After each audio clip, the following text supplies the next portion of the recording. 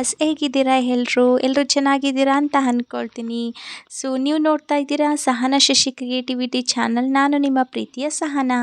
So ಇವತ್ತು ಬಂದು ನಂದು ಡಯಟ್ ಡೇ 3 ಸ್ಟಾರ್ಟ್ ಆಗಿದೆ, 3ನೇ ದಿನ ಆಲ್ರೆಡಿ. ಸೊ ವಾಕಿಂಗ್ ಎಲ್ಲ ಮಾಡ್ಕೊಂಡು ಬರ್ತಾ ಇದ್ದೀನಿ. ಸೊ ಮಾರ್ನಿಂಗು ವಾತಾವರಣ ನೋಡೋದಕ್ಕೆ ತುಂಬಾ ಅಂದರೆ ತುಂಬಾ ಖುಷಿ ಆಗುತ್ತೆ. ಸೊ ವಾಕಿಂಗ್ ಮಾಡ್ತಾಯಿದ್ರೆ ಇನ್ನೂ ಜಾಸ್ತಿ ಹೊತ್ತು ಮಾಡೋಣ ಅಂತ ಅನಿಸುತ್ತೆ ಅಲ್ವಾ. ಸೊ ಡಯಟ್ ಮಾಡುವಾಗ ಅದ್ರ ಪಾಡಿಗೆ ಅದು ಆಗ್ತಿರುತ್ತೆ. ಸೊ ಯಾವುದಕ್ಕೂ ತಲೆ ಕೆಡಿಸ್ಕೋಬಾರ್ದು, ಯಾರು ಏನು ಹೇಳ್ತಾರೆ ಅನ್ನೋದನ್ನು ತಲೆ ಕೆಡಿಸ್ಕೋಬಾರ್ದು. ನಮ್ಮ ದೇಹ ಹೇಗಿರಬೇಕು ಅನ್ನೋದು ನಿಮಗಷ್ಟೇ ಗೊತ್ತಿರಬೇಕು. ಮತ್ತು ಸಮತೋಲನ ಆಹಾರದಿಂದ ಕೂಡ ನಾವು ಡಯಟ್ನ ಮಾಡ್ಕೊಳ್ತಿರೋದ್ರಿಂದ ನಮಗೆ ಯಾವ ಪ್ರಾಬ್ಲಮ್ ಆಗೋದಿಲ್ಲ. ಸೊ ಈ ವಿಡಿಯೋ ಬಂದುಬಿಟ್ಟು ನಂದು ವೆಡ್ನೆಸ್ಡೇ ಮಿನಿ ವ್ಲಾಗ್ ಆಗಿರುತ್ತೆ. ಸೊ ಇವತ್ತು ನಾನು ಏನೇನೆಲ್ಲ ತೊಗೊಂಡೆ ಡಯಟ್ಗೆ ಅನ್ನೋದನ್ನು ನಿಮಗೆ ಹೇಳ್ತೀನಿ, ನಿಮ್ಮ ಹತ್ರ ಶೇರ್ ಮಾಡ್ಕೊಳ್ತೀನಿ ಬನ್ನಿ. ಸೊ ನಂದು ವಾಕಿಂಗ್ ಎಲ್ಲ ಮುಗ್ದಾದ್ಮೇಲೆ ನಾನು ನಾರ್ಮಲಾಗಿ ಫ್ರೆಶ್ ಅಪ್ ಎಲ್ಲ ಆಗಿಬಿಟ್ಟು ಬರ್ತೀನಿ. ಸೊ ಫ್ರೆಶ್ ಅಪ್ ಆದಮೇಲೆ ನಂದು ಫಸ್ಟ್ ವರ್ಕ್ ಏನಿದೆ ಬಿಸಿನೀರು ಕುಡಿಯೋದು. ಸೊ ಅದನ್ನು ಸ್ಟಾರ್ಟ್ ಮಾಡ್ತಾಯಿದ್ದೀನಿ.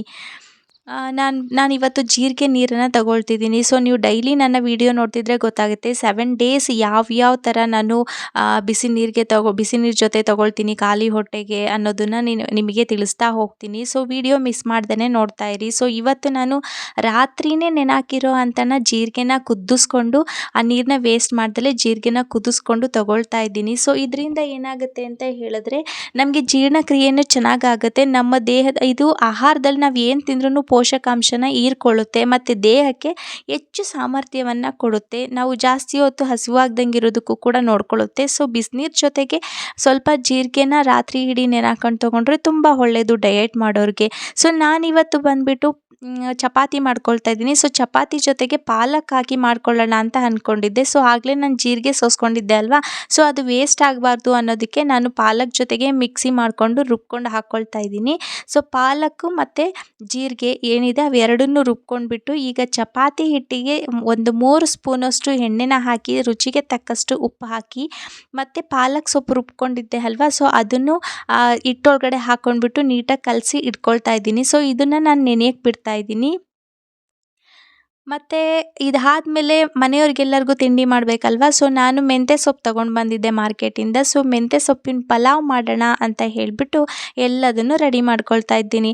ಒಂದಕ್ಕಂತೆ ಮೆಂತ್ಯ ಸೊಪ್ಪು ಮತ್ತು ಈರುಳ್ಳಿ, ಮೆಣಸಿನ್ಕಾಯಿ ಇದೆಲ್ಲದನ್ನು ರೆಡಿ ಮಾಡ್ಕೊಂಡು ಇಟ್ಕೊಂಡು ಆದಮೇಲೆ ಬಿಸಿನೀರು ನಾನು ಇಟ್ಕೊಂಡಿದ್ದೆ ಅಲ್ವಾ. ಸೊ ಹಿಟ್ಟೆಲ್ಲ ಕಲಸಿ ರೆಡಿ ಮಾಡ್ಕೊಂಡು ಆದಮೇಲೆ ನಾನು ಬಿಸಿನೀರು ಕುಡಿಯೋಣ ಅಂತ ಹೇಳಿಬಿಟ್ಟು ನನ್ನ ಮಗಳ ಜೊತೆ ಆಟ ಆಡ್ಕೊಂಡು ಕುಡಿಯೋಣ ಅಂತ ಹೇಳಿಬಿಟ್ಟು ಬಂದುಬಿಟ್ಟೆ ನಾನು ಆಚೆ. ಸೊ ಅವಳು ಆಟ ಆಡ್ತಿದ್ಲು. ಅವಳಿಗೆ ನೀರಂದರೆ ತುಂಬ ಇಷ್ಟ. ಸೊ ಯಾರೆಲ್ಲ ಡಯಟ್ ಮಾಡ್ತಿದ್ದೀರಾ ಅವರು ಸ್ವಲ್ಪ ಜಾಸ್ತಿನ ನೀರು ಕುಡೀರಿ. ನಾನು ಮುಂಚೆ ವಿಡಿಯೋನಲ್ಲೇ ಹೇಳಿದ್ದೀನಿ 3 ಲೀಟರ್ಸ್ ಪರ್ ಡೇ ಕುಡಿಲೇಬೇಕು ನೀವು ವೆಯ್ಟ್ ಲಾಸ್ ಮಾಡೋ ಅಂಥವ್ರು.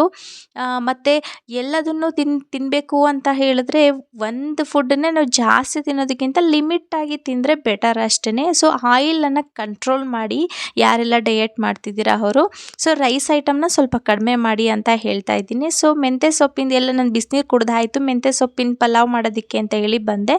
ಸೊ ಈಗ ಕುಕ್ಕರ್ಗೆ ಸ್ವಲ್ಪ ಎಣ್ಣೆ ಹಾಕಿ ಸಾಸಿವೆ ಮತ್ತು ಒಂದು 4-5 ಹೆಸರು ಬೆಳ್ಳುಳ್ಳಿ, ಸ್ವಲ್ಪ ಕಡಲೆಬೇಳೆ ಮತ್ತು ಕಡಲೆ ಬೀಜ ಇದಿಷ್ಟನ್ನು ಮಾಗಿಸ್ಕೊಂಡು ಇವಾಗ ಮೆಣಸಿನ್ಕಾಯಿ ಹಾಕಿಬಿಟ್ಟು ಮಾಗಿಸ್ಕೊಳ್ತಾ ಇದ್ದೀನಿ. ಸೊ ನಾನಿಲ್ಲಿ ಇಬ್ಬರಿಗಷ್ಟೇ ಮಾಡ್ತಾ ಇರೋದು ಮೆಂತ್ಯ ಸೊಪ್ಪಿನ ಪಲಾವ್ನ. ಮತ್ತು ಒಂದು 4 ಈರುಳ್ಳಿನ ಸಣ್ಣದಾಗಿ ಹೆಚ್ಕೊಂಡ್ಬಿಟ್ಟು ಅದನ್ನು ಕೂಡ ಮಾಗಿಸ್ಕೊಳ್ತಾ ಇದ್ದೀನಿ. ಸೊ ಇದೆಲ್ಲ ಮಾಗಿದ್ಮೇಲೆ ಟೊಮೊಟೊ ಹಾಕ್ಕೊಂಡ್ಬಿಟ್ಟು ಅದನ್ನು ಮಾಗಿಸ್ಕೊಳ್ತೀನಿ. ಮತ್ತು ಇದಕ್ಕೆ ಸ್ವಲ್ಪ ಶುಂಠಿ ಬೆಳ್ಳುಳ್ಳಿ ಪೇಸ್ಟ್ನು ಕೂಡ ನಾನು ಹಾಕ್ಕೊಳ್ತೀನಿ, ಆಲ್ರೆಡಿ ಮನೆಯಲ್ಲೇ ಮಾಡಿ ಇಟ್ಕೊಂಡಿರೋದು. ಅದನ್ನು ಹಾಕ್ಕೊಂಡ್ಬಿಟ್ಟು ನೀಟಾಗಿ ಮಾಗಿಸ್ಕೊಂಡು ಆದಮೇಲೆ ನೆಕ್ಸ್ಟ್ ಇದಕ್ಕೆ ಅರಶಿನ ಪುಡಿ ಹಾಕ್ಕೊಳ್ತಾ ಇದ್ದೀನಿ. ಸೊ ಅರಶಿನ ಪುಡಿ ಹಾಕೋದ್ರಿಂದ ನಮಗೆ ಬೇಗ ಈರುಳ್ಳಿ ಎಲ್ಲ ಮಾಗುತ್ತೆ ಅಷ್ಟೇ. ಮತ್ತು ಇದಕ್ಕೆ ರುಚಿಗೆ ತಕ್ಕಷ್ಟು ಉಪ್ಪು ನಾನು ಇವಾಗಲೇ ಹಾಕ್ಕೊಂಡ್ಬಿಡ್ತೀನಿ, ಆಮೇಲೆ ಹಾಕ್ಕೊಳ್ಳಲ್ಲ.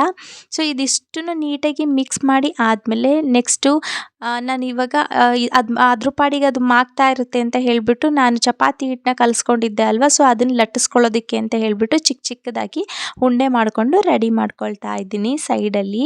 ಸೊ ಅದು ತುಂಬ ಚೆನ್ನಾಗಿ ನೆಂದಿತ್ತು. ಪಾಲಕ್ ಸೊಪ್ಪಿನ ಮತ್ತು ನೀರೇನು ಹೆಚ್ಚಿಗೆ ಹಾಕಿಸ್ಕೊಳ್ಳಿಲ್ಲ. ಪಾಲಕ್ ಸೊಪ್ಪು ನಾನು ರುಬ್ಕೊಂಡಿದ್ದೆ ಅಲ್ವಾ, ಅದಕ್ಕೆ ಸ್ವಲ್ಪ ನೀರು ಹಾಕ್ಕೊಂಡು ರುಬ್ಕೊಂಡಿದ್ದೆ.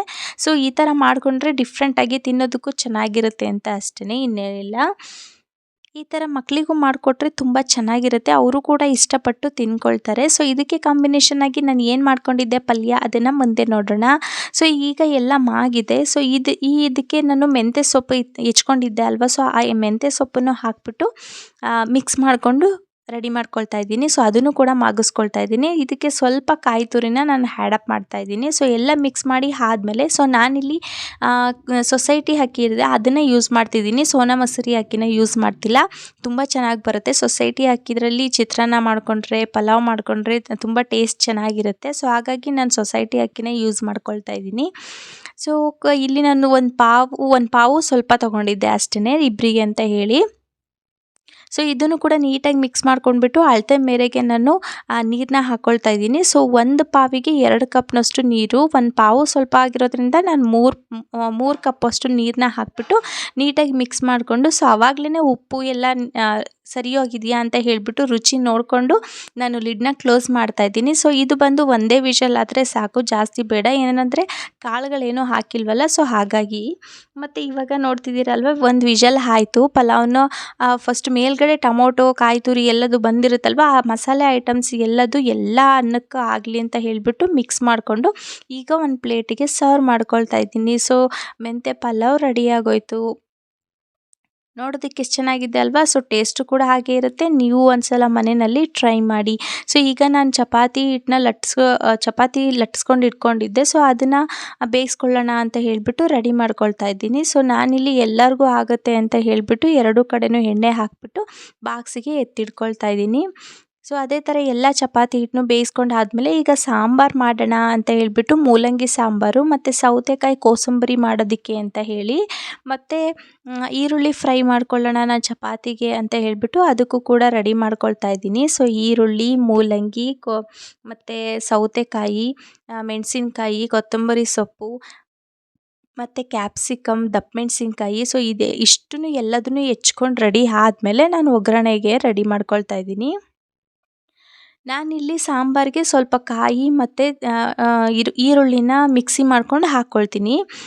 ಇವಾಗ ಒಂದು ಕುಕ್ಕರ್ನಲ್ಲಿ ಬೇಳೆನ ಹಾಕಿಬಿಟ್ಟು, ತೊಗರಿ ಬೇಳೆನ ಹಾಕಿಬಿಟ್ಟು, ಸ್ವಲ್ಪ ಅರಶಿನ, ಸ್ವಲ್ಪ ಉಪ್ಪು ಮತ್ತು 1 ಸ್ಪೂನು ಎಣ್ಣೆ ಹಾಕಿಬಿಟ್ಟು ಅದನ್ನು ಬೇಯೋದಕ್ಕೆ ಇಟ್ಟಿದ್ದೀನಿ. ಸೊ ಈಗ ನಾನು ಪಲ್ಯಕ್ಕೆ ರೆಡಿ ಮಾಡ್ಕೊಳ್ಳೋಣ ಅಂತ ಹೇಳಿಬಿಟ್ಟು ರೆಡಿ ಮಾಡ್ಕೊಳ್ತಾ ಇದ್ದೀನಿ. ಸೊ ಒಂದು ಬಾಣಲೆಗೆ ನಾನು ಸ್ವಲ್ಪ ಎಣ್ಣೆ ಮತ್ತು ಸಾಸಿವೆ ಅದಾದಮೇಲೆ ಸ್ವಲ್ಪ ಕಡಲೆಬೇಳೆ ಮತ್ತು ಈರುಳ್ಳಿ, ಕರ್ಬೇವಿನ ಸೊಪ್ಪು ಇಷ್ಟನ್ನು ಹಾಕ್ಬಿಟ್ಟು ಫ್ರೈ ಮಾಡ್ಕೊಳ್ತಾ ಇದ್ದೀನಿ. ಇದು ಫ್ರೈ ಆದಮೇಲೆ ರುಚಿಗೆ ತಕ್ಕಷ್ಟು ಉಪ್ಪು ಹಾಕ್ಕೊಳ್ತಾ ಇದ್ದೀನಿ.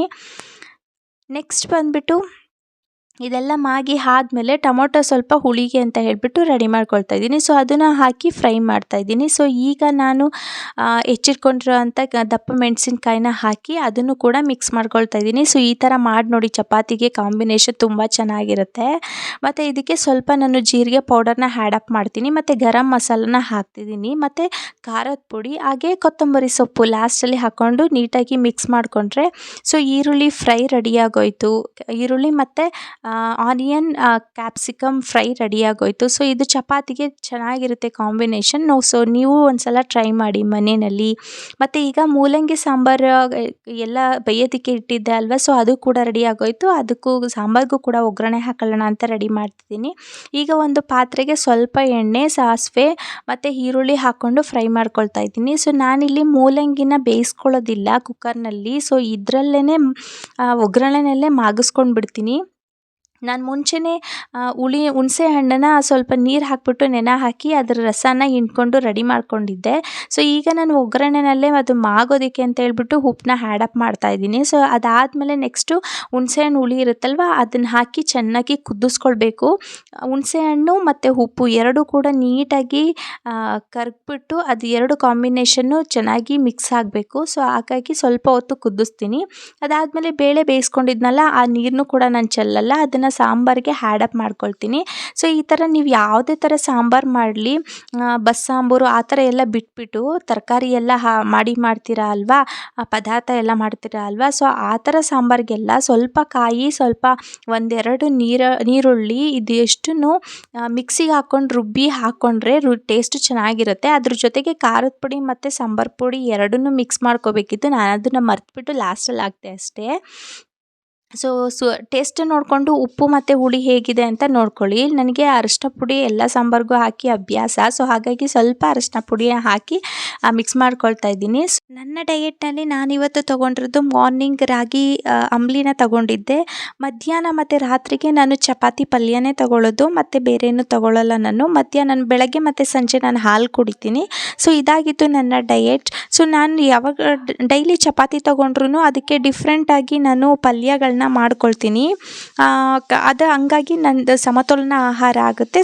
ಏನೂ ಪ್ರಾಬ್ಲಮ್ ಆಗಲ್ಲ. Thanks for watching.